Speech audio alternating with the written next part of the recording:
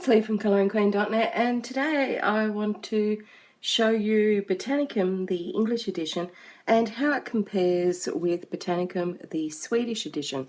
So first up, let's just have a look at the spines. And we can see that Botanicum, the English edition, is far thicker than the Swedish edition, and that's because it has 8 extra illustrations in it. You can see how it compares to a standard Joanna Basford colouring book. Now there are differences in the covers, and I'm not going to flip through both of the books, I'll just show you what the differences are. So the Botanicum English edition has a gold spine, the Swedish edition has a black with a decal-like coloured printing, whereas this is a coloured printing with gold foil on it, on the eggs, the title and the stars. The English edition actually has 8 more pages in it, at 104 pages rather than 96 in the Swedish edition, sorry. This is all in colour, and this is lovely gold foiling here, so it's super beautiful. Botanicum is actually one of my favourite Maria Trolle colouring books. So we'll just have a look through it. We've got hardcover,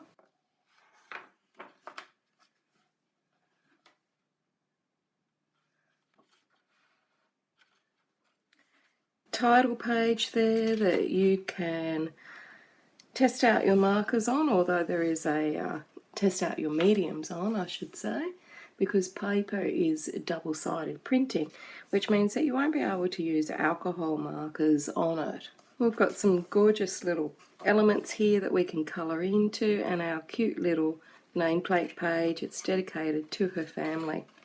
Now the paper is an off-white, and it feels very similar to the paper used in the Swedish edition. However, it is a different colour.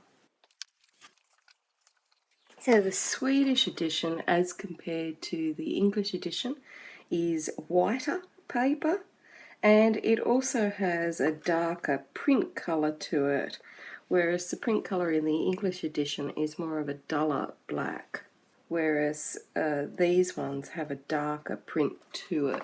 And you can see that in various illustrations throughout this book, that it is darker with a whiter paper.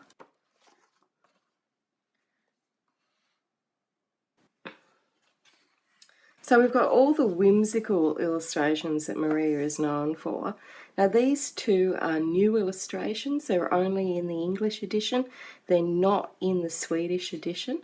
So we've got the cute little gnome-like character going into the little world of plants over here with his lantern. And then we've got this gorgeous little one where she's sitting up on her beautiful flowers in the moonlight. So very cute little illustrations, both with borders around them. We've got our gorgeous little girl with her beautiful flowers. What I like about Maria's work is that there's often pictures that have very little in it to colour for when you don't have a lot of time but you want to colour something, and then there are pictures that are far more detailed. And I love the nature and the cute little animals that she does. So of course we've got a perfect little Easter one here with our bunny rabbit, and then we've got little eggs over here, and it's just super sweet and simple little picture. A great one for Easter, I'll have to remember that. We've got our tulip girl. And see, once you've practiced on the leaves over there, you can do the leaves over on this one because they're the same style, which is always cute as well. And look at this, isn't it gorgeous? Little mouse and little girl. It's so whimsical and so sweet. And she draws little girls so well. We've seen that in Vivi Wants a Friend. So we've got cute animals, lovely florals, and smaller sized pictures. They're not a huge size colouring book. It's the same size as what she normally creates in. Cute little cat, it's on its adventure. And this is 2 new pictures that are in this colouring book. So we've got the same leaves, and it's the same sort of scene, I would think, with the cat in both of them. So maybe make that look like Millie, who is asleep on her chair at the moment. She did come out when I filmed the first flip through, so she wanted to be in it, but then she decided she wanted a nap. So got another cute little fairy and the little girl, and those gorgeous, I think they're gladioli that are on the front cover. Just so adorable. Lots of bees in this one, if you like to colour bees. Beautiful butterflies, luscious strawberries. And there's that gorgeous cover art.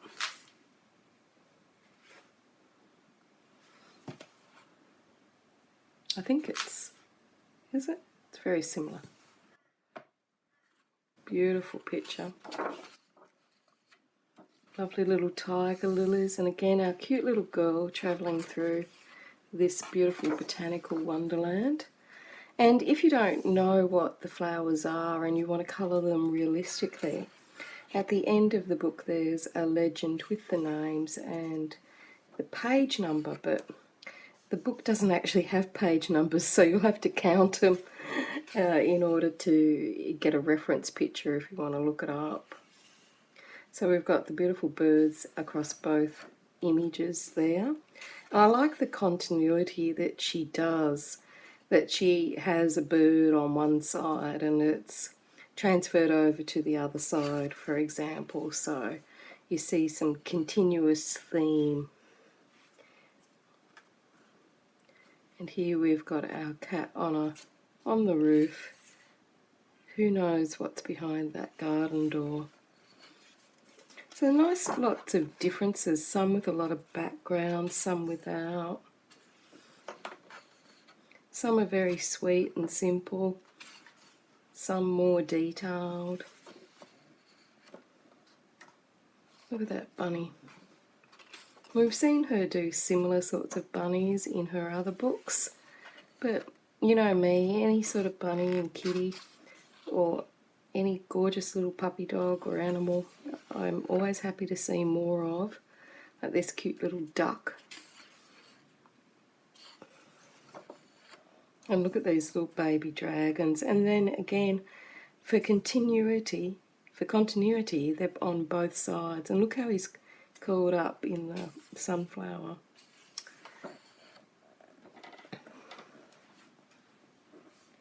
And so here we have our beanstalk and our ladybird. And she's got a pet ladybird. I used to collect them as well when I was a kid. And see how this image is a close-up of this one over here. I love the way that she does that, so that we have a little bit of both. So a little sea scene and then a close-up of all the little fish. Then we've got the flowers from the unicorn garden, and we've got the beautiful unicorn there on a black printed background. This is a good one for Halloween or fall colouring. And look at the fairies, they've washed out their clothes, or the little gnomes or elves. It's good that they're practicing personal hygiene. This has always been a favourite picture of mine too. Aren't they lovely? They're just so sweet and innocent, her pictures. You just imagine these little animals having such a lovely little life. And the little girl, and we've got our handsome frog prince there. Again, this black background is pre-printed and the binding is stitched, so it should loosen up over time. A lighthouse, and then our maiden there, or our mermaid, there's her tail down there, holding the little replica of the boat. I like this one for some reason. I'm super keen to do that. I don't know why. And see how we've got the close-up here of one of the homes where the little girl and the cat live. And we've got our little Thumbelina type girl with her little flower head dress on. Super sweet pictures. I can't wait to dive into this. I never wanted to colour in my Swedish edition of Botanicum because I was hoping that an English edition would be released, and I like to keep the original colouring book in the country that it's released as my art book, and colour in the English edition because it's easier to get an English edition. And if I make a mistake in it, I can save up and buy another English edition rather than spend the money on a Swedish edition that always costs more because of the shipping. So these are 2 new illustrations for the book. Lovely ones for winter and Christmas colouring.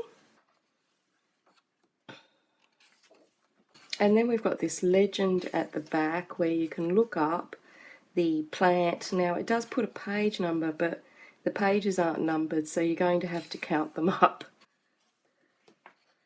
And this is another little difference, because probably there's more pages in this book. In the original Swedish edition you had a lot more flower to colour on this legend, but it doesn't really matter. It's not a significant change. And we've got that test page at the back where we can test out our pencils. So I'm going to do that with some Prismacolors and Polychromos and some Holbeins. So now I'll try the Holbeins. So this was the Prismacolor on these 2. This was the Polychromos, and this was the Muji pencils. And I'll just use the little 12 set. They're going on fine. I feel though the polys were better, but they do go on. Showing up lots of nice colour, very smooth coming across.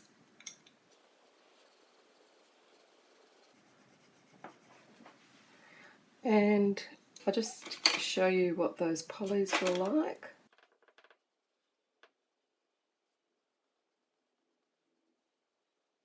They go on very smooth, and they seem to blend out a lot quicker than the Prismas, which I guess is natural.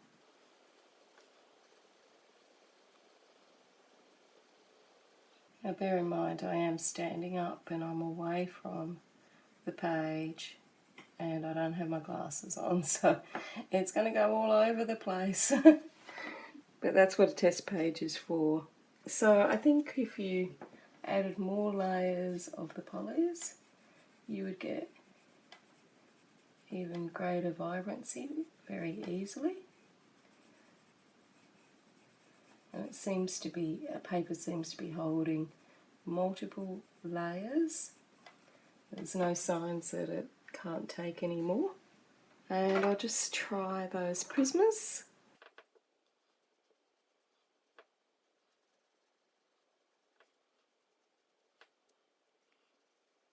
And they're going on very smoothly.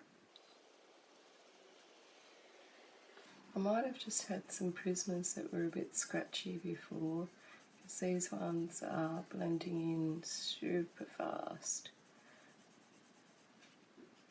So all up, all of the pencils that I've used on this book seem to work really well. My preference in order, and of course you may be different, we all have different colouring styles and techniques, and we all have different taste, but my preference so far was the Polychromos first, then the Muji pencils, and then my beloved Prismas would come in last. Now, you know, that doesn't mean that I would give up on my beloved Prismas, because I love them. So I just used a Prisma to blend in the poly there, and it seemed to work out really well. So I can't wait to dive into this book and give it a colour. Until next time, happy colouring.